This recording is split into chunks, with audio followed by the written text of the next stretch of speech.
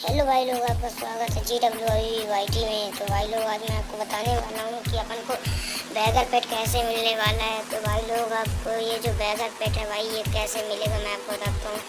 ये एक नहीं, दो नहीं, तीन पेट आपको फ्री में मिलने वाले हैं। तो भाई अपन को मिलने वाले हैं 3 पेट। तो दिखाता हूँ भाई, अभी एक कैलेंडर निकल के आया है भाई करीना की तरफ से।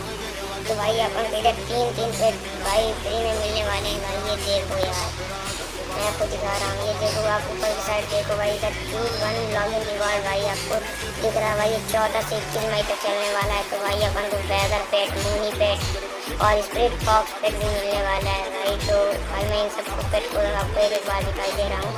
तो भाई फर्स्ट में अपना है ये बैगर पेट, जो कि भाई फ्री फायर का सबसे मोस्ट यूज वाला पेट है भाई। तो ये दूसरा पेट है कि जो कि भाई दिखने में बहुत ही अच्छी लगती है। देख लो भाई, बहुत ही प्यारी लगती है यार ये।